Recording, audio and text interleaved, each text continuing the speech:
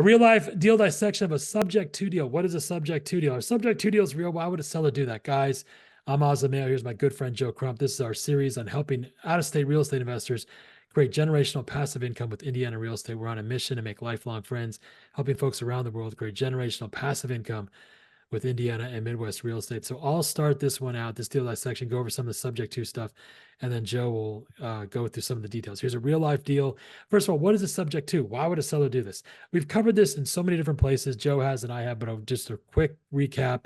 This is where you get the deed to a house and it's, quote, subject to the existing loan. So the existing loan stays in place and you get the deed. The loan stays in the seller's name and you don't qualify or get a new loan. There's pros to the subject to is that you get a rental property without any loan or personal risk. You're not going to go to the bank. The seller is able to sell a headache. They're not really selling it, but they're getting rid of a headache that usually has no equity. That's the case with the seller. It doesn't have equity that they would be able to get. Number three, you can also allow new groups to become homeowners who have little other options. We're going to help people become lease option tenants. We're going to help them buy a property that they probably otherwise would not have any other chance of buying. So those are some of the benefits of subject to.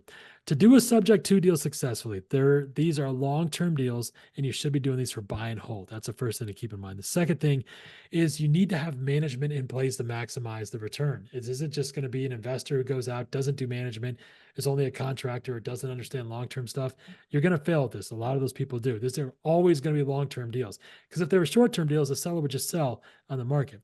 And number three, you need policies to close and for the due on sale clause and for other bank issues. You need to know how to talk to the bank, how to switch over the insurance, how to deal with the due on sale clause, because that could get triggered once you change ownership of a property, especially now. It's so many investors that do shady stuff. A bank might normally they would never do a due on sale clause. I almost never happen. Now it's happening much more with much higher frequency. And the reason it's happening now is because so many investors do shady, stupid things when they get these properties. The banks think we want to know who's owning the property. We want to know who that investor is. And is he just some guy who went to a weekend seminar, has no idea what's going to happen with the tenant? They're going to tear up the property, because that's not something that that's not the risk the bank took. The bank took the risk on the homeowner. So there's a lot more stuff happening. You have to know how to deal with these things. We're not going to talk about this stuff today. We have other videos on that.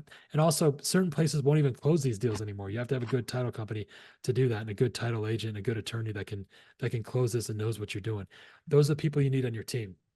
So in this deal, the example, they owed $130K. The total principal, interest, taxes, insurance was $936, and they want $155. So there's different ways of structuring these deals. Joe's going to take over that with the details on this deal and how to monetize it. But the main thing, guys, understand this is a deal dissection on a subject to. These are real deals. We talk about how to work with these people.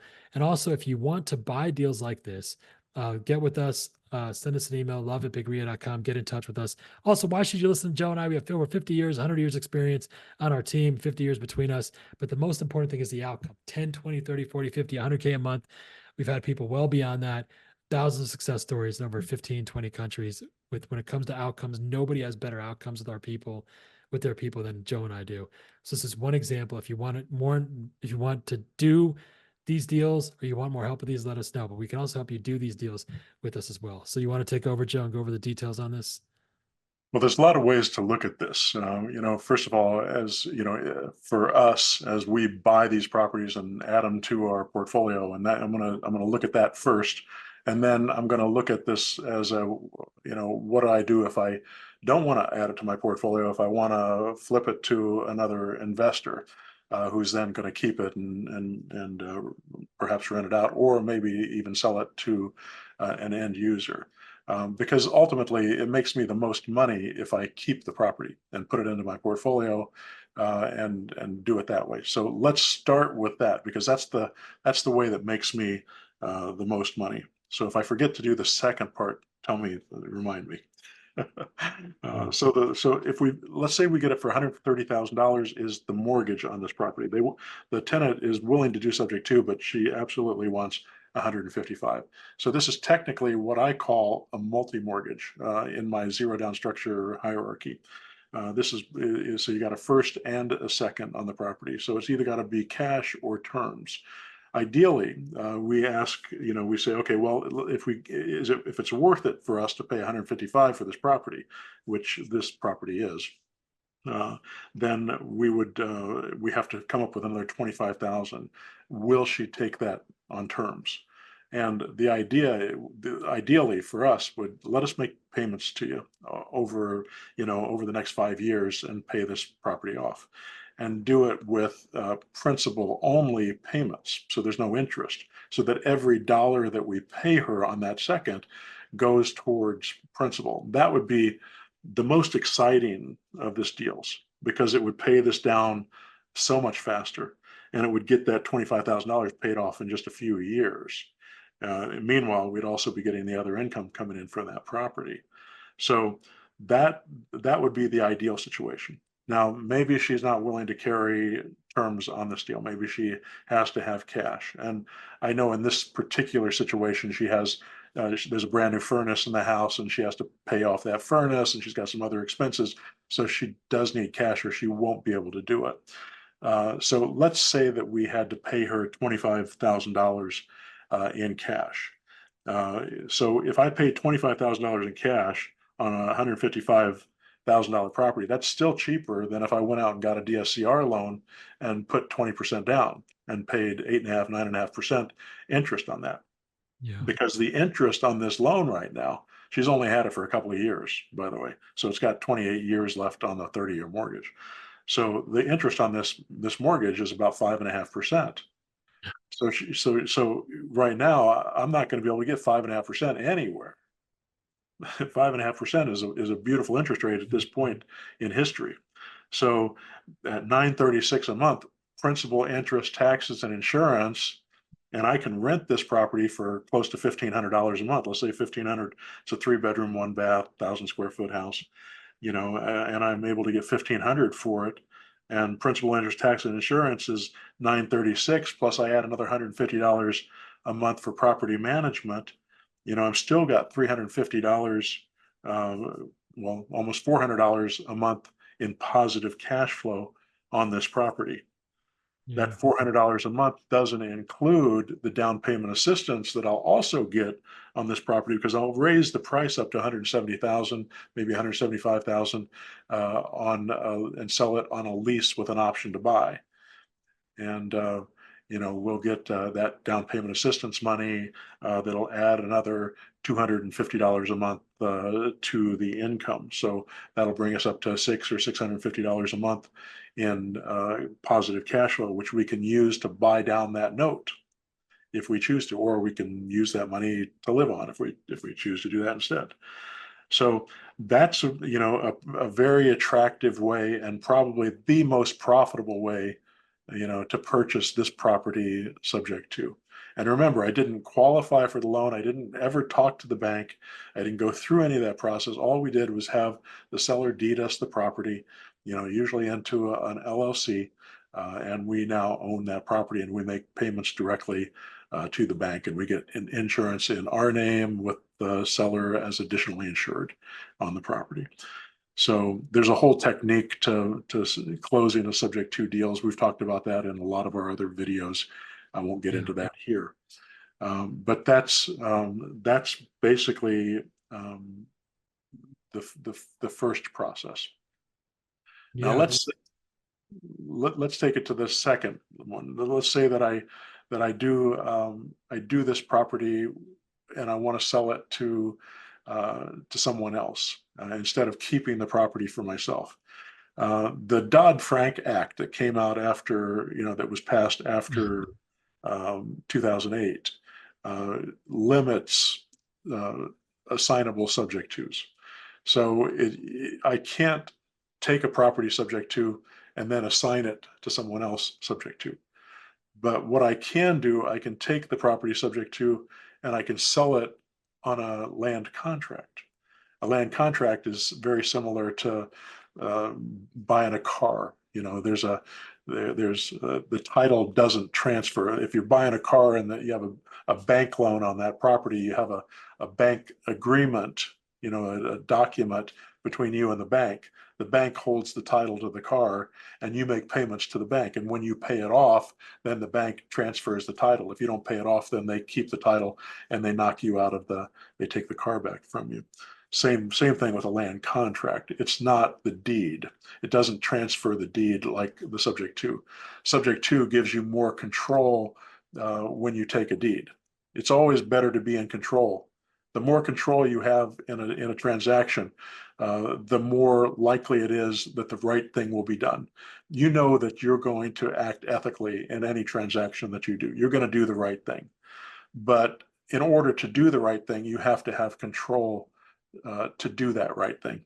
So that's why we put ourselves on the deed in these transactions, and then we could sell it then to another investor on a land contract at maybe a higher payment, maybe at a higher price. We'd ask them for a down payment, and we'd Yeah. make a profit on that deal.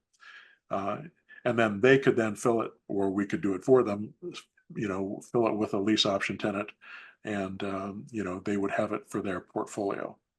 Now, it doesn't make as much sense for me to do that, because as soon as I sell the property on a land contract, eventually you guys pay it off. The investor pays it off, and I lose it. I lose that income source.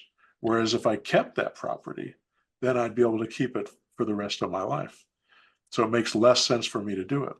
So that's why it makes sense, if you're an active investor, to learn how to find subject to deals, because they're a great way to get properties in. I mean, most subject twos that I've done with zero down.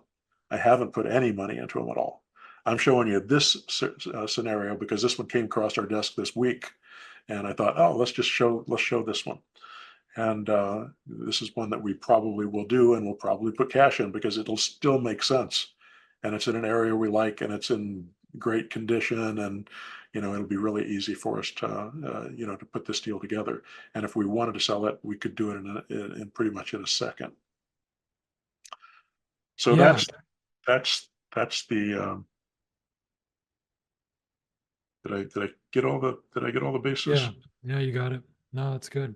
The main thing I think is that subject twos are real. They do exist. Very few people understand how to do them in the term of that's it. Very few people understand how to do them in general. But I mean, the other part is how to do it in terms of a larger strategy of turning. This is basically, if you look at these numbers, this thing, it's a safe house.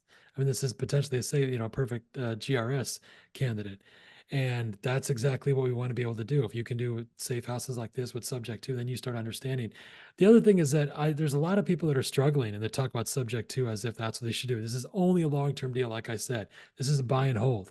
If there was a way to make money with it, obviously, then the seller would do it if there was enough equity. So you want to do these deals as buy and hold. And like Joe said, even if we assign these deals, when we do with an investor, whenever we assign deals like this, we're doing them a huge favor, no matter what we assign it for, because no matter how much we mark it up, or no matter how much money we make, or however you want to look at it, how much we price gouge them or whatever, they're going to make their money back. And we would have made that money back if we would have just waited.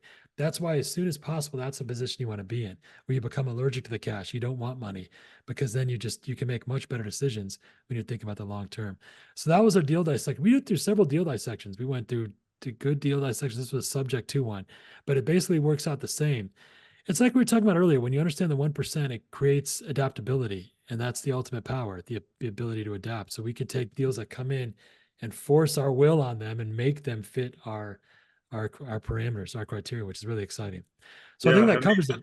and these aren't the only structures that we buy houses with. There's Yeah, yeah, so many different ways we do it, different types of loans, different types of lenders, different, and they all have different interest rates and require different down payments. And so what we're trying to do is look at, have an understanding of the market, because we've been doing this so long, understanding the market, and say, what is the most optimal situation for this particular property, and is there an opportunity to do, low down payment or no credit situations where we have seller financing, because there's only, if we can also use the other zero down structures. We got subject to, we got multi-mortgage, we got land contract, contract for deed, assignable cash deals, lease options. We have all those different structures to work with.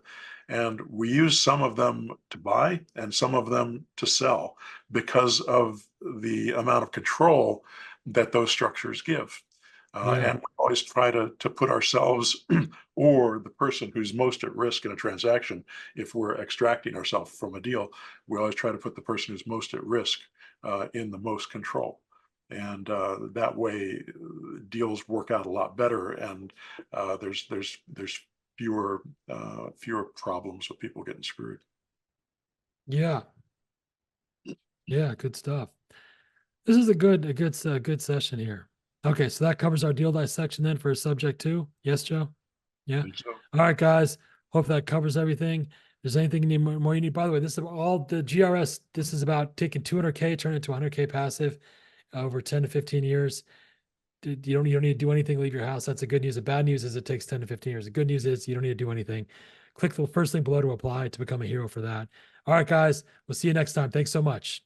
thanks, Al.